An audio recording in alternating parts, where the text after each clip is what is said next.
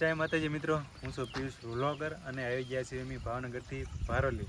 તો આજે અમારે જવાનું છે જે વેનવાળી ખોડિયારમાં છે એના દર્શન કરવા જવાનું છે। તો મિત્રો તમે જોડાઈ રહેજો અમારી સાથે। અમે જવાના છીએ ભારોલી, જે લગભગ ભાવનગરથી 33 કિલોમીટર દૂર છે। તો આપણે જવાના અત્યારે ભારોલી અને ત્યાંથી આપણે જવાના છે કઠવા। તો સંપૂર્ણ વિડીયો તમને બતાવીશું અને જેટલું બને તેટલું લોકેશન લેવાનો પ્રયત્ન કરીશું। તો હવે આપણે મળીએ ભારોલી। માં ખોડિયાર, જેને નાગશક્તિનું સ્વરૂપ માનવામાં આવે છે। સમગ્ર ગુજરાતમાં ખોડિયાર માતાના ઘણા બધા મંદિરો આવેલા છે। ખોડિયાર જન્મભૂમિ રોહિશાળા, રાજપરા ખોડિયાર, માટેલ, કાગવળ, ગળદરા જેવા ખોડિયાર માતાના સુપ્રસિદ્ધ મંદિરો છે। ભાવનગર જિલ્લાના ભરોલી ગામમાં ખોડિયાર માતાનું એવું જ એક ચમત્કારી મંદિર આવેલું છે, જે વેનવાળા ખોડિયારમાં તરીકે જાણીતું છે। ભાવનગરથી ભારોલીનું અંતર 37 કિલોમીટર છે। તળાજાથી ભારોલીનું અંતર 30 કિલોમીટર છે, જ્યારે તણસાથી ભારોલીનું અંતર 7 કિલોમીટર છે। માનવામાં આવે છે કે આ ગામમાં ખોડિયાર માતાનું આ મંદિર આશરે 700 વર્ષ જૂનું છે।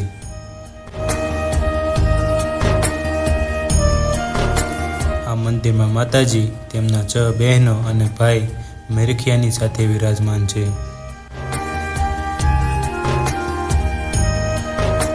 ભક્તો પોતાની મનોકામના પૂરી કરવા માટે અહીં આવે છે। શ્રદ્ધાળુ માતાજીની માનતાઓ રાખે છે।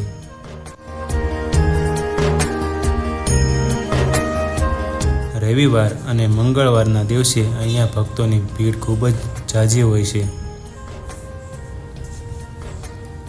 ખોડિયાર જયંતી અને નવરાત્રિના દિવસોમાં અહીંયા ભક્તોની ખૂબ જ ભીડ જોવા મળે છે।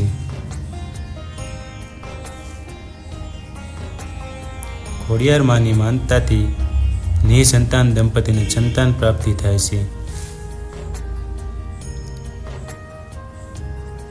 ભારોલી એક સુંદર પર્યટન સ્થળ બની ગયું છે।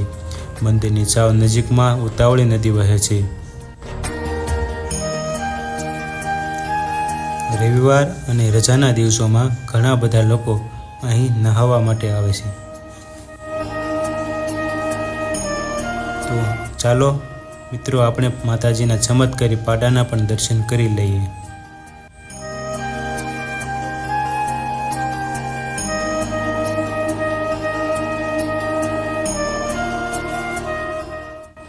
તો મિત્રો, હું છું પીયુષ વ્લોગર। મારી યુટ્યુબ ચેનલમાં તમારું હાર્દિક સ્વાગત છે। જો મિત્રો તમને મારો વિડીયો પસંદ આવતો હોય તો પ્લીઝ લાઇક, શેર અને સબસ્ક્રાઈબ કરવાનું ભૂલતા નહીં।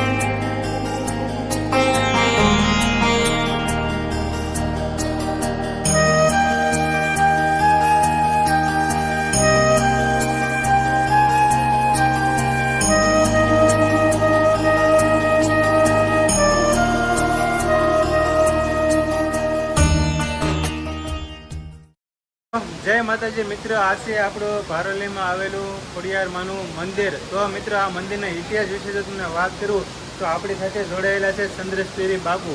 तो आपणे एनी मुलाकात लईए अने जे पण एनी पासे नॉलेज छे ए आपणे शेर करशे अने आ मंदिर विषे आपने थोड़ुं जाणवा मळशे। तो आपणे मळीए चंद्रेश्वरी बापूने। तो हर हर महादेव बापू। तो आ मंदिरनो इतिहास शुं छे बापू? पाटानी समाधि छे माताजीनी। અહીંયા પહેલા ઘણા વર્ષો જૂનું મંદિર છે આ. પાણી નેરમ બે કાંઠે આવ્યું છે એટલે માલને માનતા કરીએ છે જોવાના. માતાજીને કે તમારે જે માલ જોવે એ લઈ લો એમ. તો માતાજી અહીંયા પાડો વાળેલો છે. પાડો આખે આખો આમાં હમાણેલો છે. હા. અને આ એની નિશાન છે. પાડો આખો આમાં હમાણેલો છે. એટલે અહીંયા ગમે એટલું પાણી આવે આખે શરીફળનું ચાલુ વસ્તુ તણાઈ તણાતે નથી.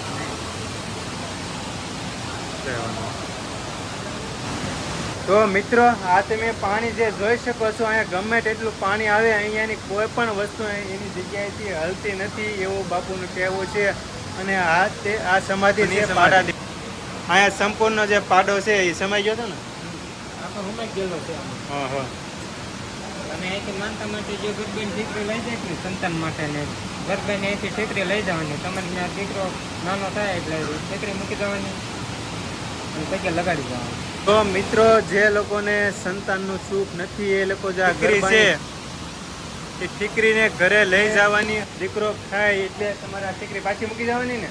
તો માં તમારી બધી જ મનોકામના પૂરી કરશે. અને તમે આ જે માએ દીધેલા છોકરા છે એ પણ તમે અહીંયા જોઈ શકો છો.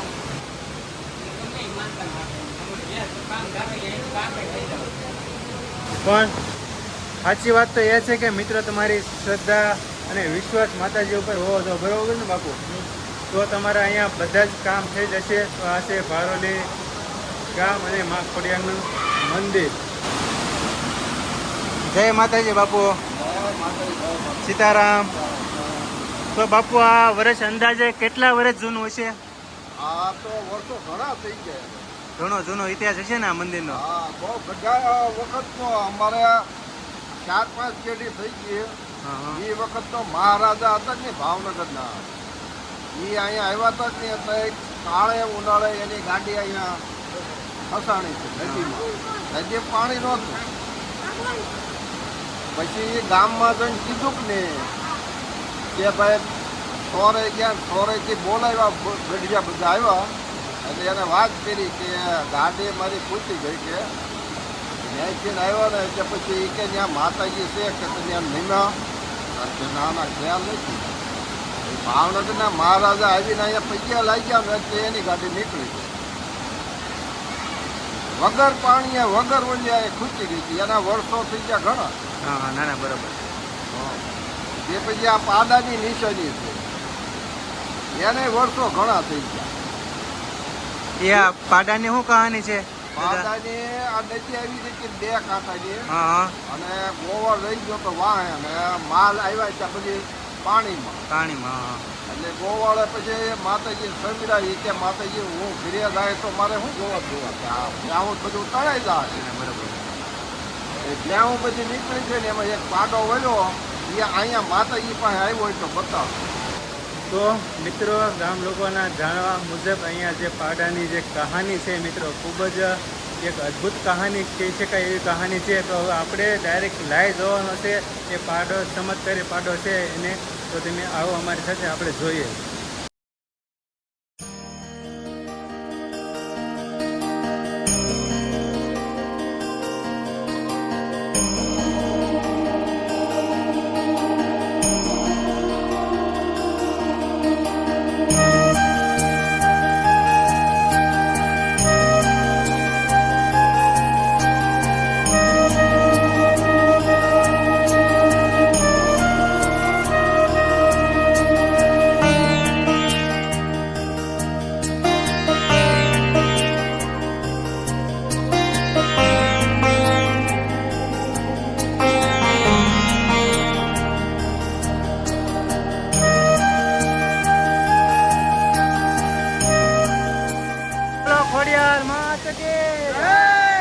તો મિત્રો આ છે અમારા ભારોલી ગામના નવ યુવાનો અને અહીંયા નાય છે.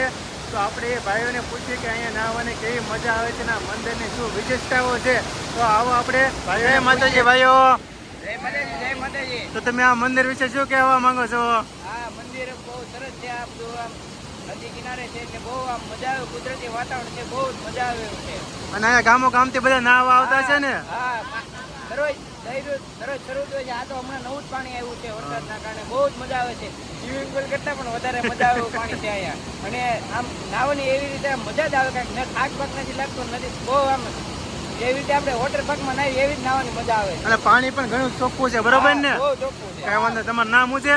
કોઈ યશપાલજી. તો યશપાલજી, તમારો ખૂબ ખૂબ આભાર. અને મિત્રો, તમે આ પાણી જોઈ શકો છો. આપણે હજારો રૂપિયા દઈને વોટરફોલમાં નાહવા જતા હોય, પણ આજે દેશી જગ્યા છે, અહીંયા એકવાર આવો અને આ પાણીમાં જરૂરથી નાજો.